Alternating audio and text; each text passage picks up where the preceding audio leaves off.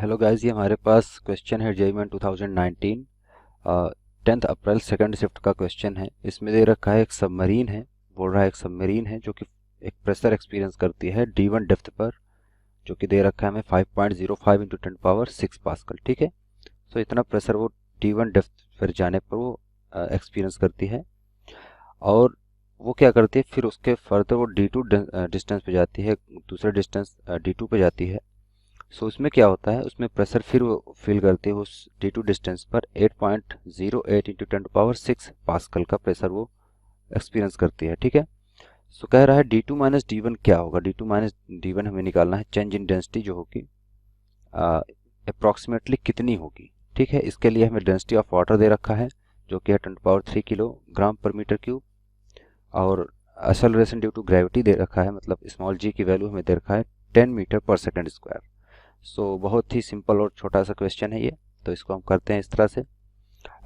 यहाँ पर हम मान लेते हैं, यहाँ पर क्या है कि जो P1 हम पहले यहाँ लिख लें, P1 इक्वल्स टू हमारे पास दे रखा है 5.05 इंटू 10⁻6 पास्कल। ठीक है, 6 पास्कल।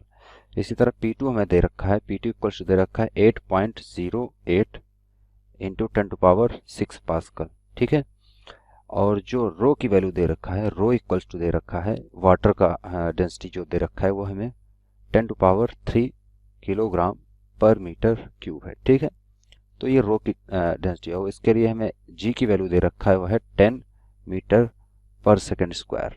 ठीक है, सो यहाँ पर हमारे पास फॉर्मूला है, हम दोनों के लिए लिख लेते हैं, दोनों कंडीशन के लिए, D1 डिस्टेंस और D2 डिस्टेंस दोनों के लिए हम लिखेंगे यहाँ पर। ठीक है, सो जो हमारे पास फॉर्मूला है वो हम जानते हैं कि होता है रो नॉट। ये रो नॉट क्या है, एटमॉस्फेरिक प्रेशर है। सो ये कैंसिल आउट हो जाएगा, तो इसके लिए हमें अलग अलग से वैल्यू दी भी नहीं गई है, उसको हमको कोई ज़रूरत भी नहीं है लिखने का। सो ये रो इंटू जी इंटू D1 मतलब D1 डेप्थ पे जब हो जाती है तब। ठीक है, रो जी एच होता है, एच हाइट पे जब, तो यहाँ पर D1 दिया है हाइट को एच, तो हम यहाँ पर D1 से रिप्रेजेंट करेंगे इसको, और ये फॉर P1 है। सो ये इक्वेशन फर्स्ट हो गई। इसी तरह D2 डिस्टेंस के लिए लिखे तो ये हो जाएगा rho naught plus rho, water density same है तो जी की डेंसिटी जी भी सेम रहेगी, और ये हो जाएगा D2 equals to P2, sorry ये P2 है नॉट रो, इट्स P। ठीक है, ये P होगा, सो P2। सो हमारे पास ये दो इक्वेशंस हो गई हैं। अब इन दोनों इक्वेशन में हम क्योंकि निकालना है यहाँ पर D2 माइनस D1 निकालना है, सो हम क्या करेंगे, सेकेंड में से फर्स्ट को हम सब्सट्रैक्ट कर देंगे, तो यहाँ पर हो जाएगा, यहाँ पर लिख सकते हैं now from second minus first. ठीक है, तो माइनस कर दे रहे हैं यहाँ पर, तो माइनस करने पर रो नॉट और रो नॉट कैंसिल आउट हो जाएंगे एक दूसरे से, तो हमारे पास बचेगा, सॉरी ये रो है, ठीक है, रो है density of water, rho g common ले लें यहाँ पर, तो ये हो जाएगा D2 माइनस D1, और इधर बचेगा P2 माइनस P1।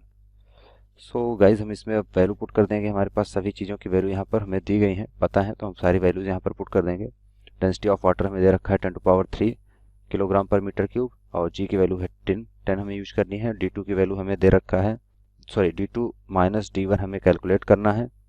ठीक है, और P2 माइनस P1 के लिए क्या है, P2 की वैल्यू है 8.08, ठीक है, इंटू 10⁻6 पास्कल माइनस 5, ये हो जाएगा माइनस 5.05 इंटू 10⁻6 पास्कल।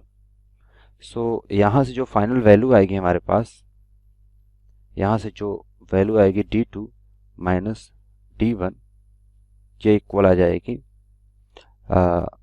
अप्रॉक्सीमेटली, ये इक्वल आएगी 303 मीटर के। ठीक है, सो हमारे आंसर क्वेश्चन में, क्योंकि यहाँ ऑप्शन में हमें दे रखा है 300 मीटर, तो जो 300 मीटर, 500 मीटर, 400, 600, तो ये तीनों तो नहीं होंगे। जो थर्ड ऑप्शन हमारा है 300 मीटर, वो क्लोज है 303 के।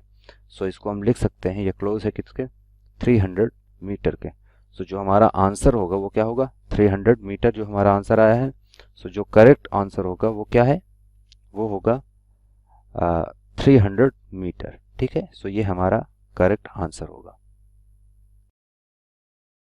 ત્યારથી મિત્રો આપણી પાસે પ્રશ્ન છે, a wooden block with a coin placed on its top floats in water as shown in figure. The distance L and H are shown in the figure. After some time the coin falls into the water. Then વિદ્યાર્થી મિત્રો પ્રશ્ન કહેવા માંગે છે, એક ચિત્ર આપેલા છે અને ચિત્રને આધારે કહેવા માંગે છે આ વુડનું એક બ્લોક છે.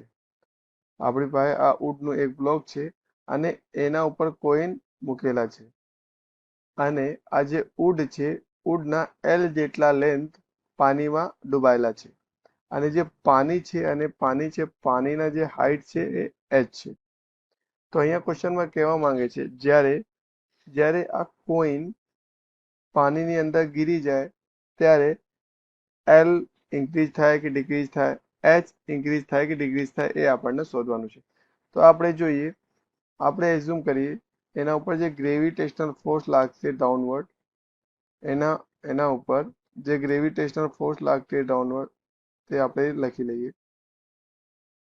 અહીંયા આ પ્રમાણે ગ્રેવિટેશનલ ફોર્સ લાગશે ડાઉનવર્ડ એ છે આપણી પાસે જોઈએ છે capital M g plus small m જી.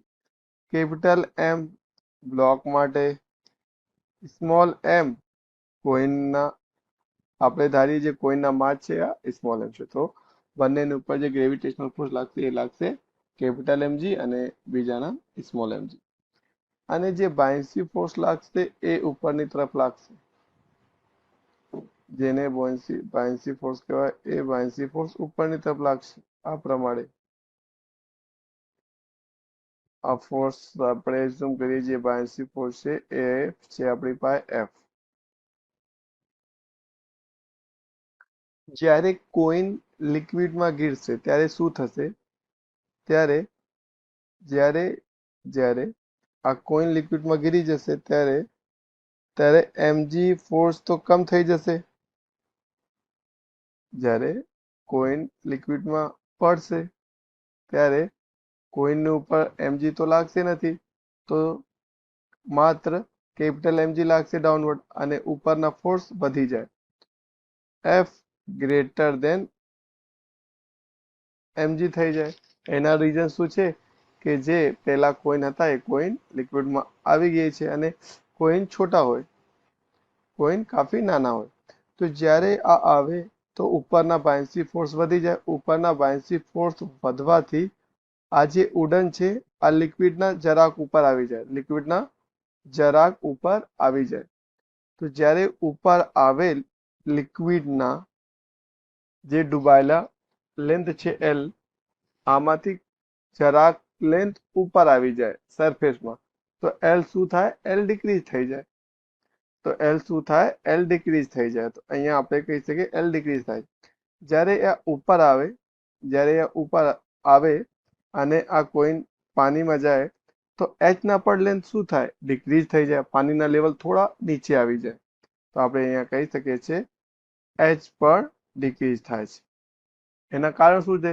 આ કોઈન જ્યારે પાણીમાં ગીરે ત્યારે એના ઉપર લાગતા ગ્રેવિટેશનલ ફોર્સની કમ્પેરમાં બોયન્સી ફોર્સ વધી જાય. બ્લોક ઉપર જાય ત્યારે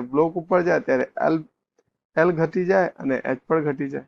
તો આપણી આન્સર થઈ જાય એલ પર ડિક્રીઝ થશે અને એચ પર ડિક્રીઝ થશે.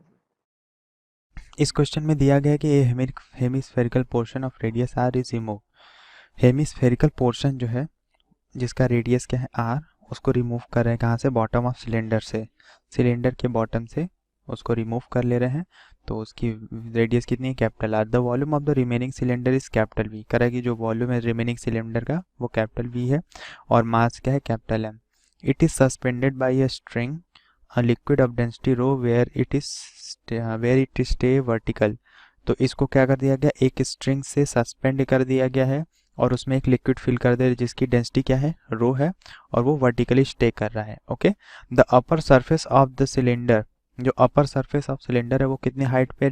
एच डेप्थ पे है, बिलो द लिक्विड सरफेस के एच हाइट बिलो है. तो कह रहा है the force on bottom of the liquid by the force on the bottom of the cylinder by the liquid. जो ये हमारा सिलेंडर है उसके बॉटम पे ये जो लिक्विड है कितना फोर्स लगा रहा है, यही हमें क्या करना है, फाइंड करना है। ओके, तो अब यहाँ पे हम देख लेते हैं कि यहाँ पे कौन कौन से फोर्स लग रहे हैं। सबसे पहले तो यहाँ पे हमारा एक फोर्स क्या लग रहा है, पहले ये लिक्विड क्या करेगा, इस एरिया पे प्रेशर लगाएगा। ओके, ये एरिया पे हमारे प्रेशर लगाएगा।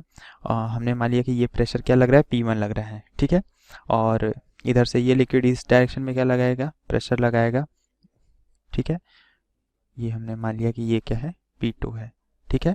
और यहाँ पे इसका वॉल्यूम उसने V बोल रखा है, और इसके वेट की वजह से क्या होगा, जो वेट लगेगा वो क्या होगा, डाउनवर्ड डायरेक्शन में होगा। ओके, तो सॉरी ये मतलब लिक्विड में है पूरा, मतलब इस तरीके से रुका हुआ है, तो कितना लिक्विड डिस्प्लेस करेगा। तो सबसे पहले क्या करते हैं कि फोर्सेस को बैलेंस कर लेते हैं। ओके, तो हमने मान लिया कि यहाँ पे जो फोर्स लग रहा है वो क्या है, F है। ओके, तो F जो हमारा लग रहा है वो क्या होगा, F बॉटम माइनस F जो अपर लग रहा है टॉप। ओके, टॉप पे जो लग रहा है वो, ये इक्वल होगा किसके, V इंटू रो इंटू जी।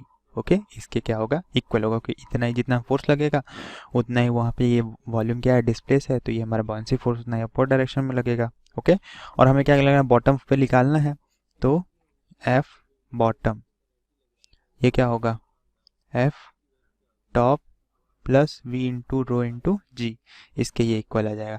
अब टॉप पे जो फोर्स लग रहा है, तो टॉप पे इस प्रेशर, इतना जो लिक्विड है H हाइट तक, इसके प्रेशर की वजह से फोर्स लग रहा है।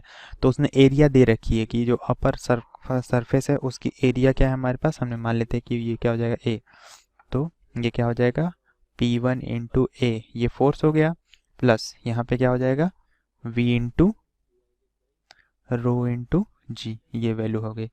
तो अब हम यहाँ पे देख सकते हैं कि P1 क्या होगा, रो जी एच, लिक्विड की डेंसिटी मान लिया रो है, और यहाँ पे G इंटू एच, ये हमारा क्या हो गया, उतने हाइट तक का प्रेशर हो गया। एरिया, सिलेंडर का एरिया क्या हो जाएगा, तो उस सरफेस एरिया सर्कुलर रीजन है, तो उसकी एरिया क्या आएगी हमारे पास, पाई आर स्क्वायर आएगी। प्लस यहाँ पे भी लिखते हैं, यहाँ पे हमारा जो वॉल्यूम है ये क्या होगा, वॉल्यूम जो होता है हमारे पास, ये हमारे पास होता है इसको लिखते हैं उसी तरह रहने देते हैं, V इंटू रो इंटू जी। ओके, तो अब यहाँ पे हम क्या कर सकते हैं, रो इंटू जी दोनों तरफ से कॉमा ले लेते हैं। ओके, तो B बॉटम पे जो फोर्स लग रहा है उसकी वैल्यू क्या आ जाएगी, रो जी, ये क्या आ जाएगा, H into pi R square plus V। Okay, तो अगर इसे हम देखें अपने ऑप्शन से मैच करें, तो हमारा डी ऑप्शन इससे मैच हो रहा है। Okay, so D option is right option, D is right option. Okay.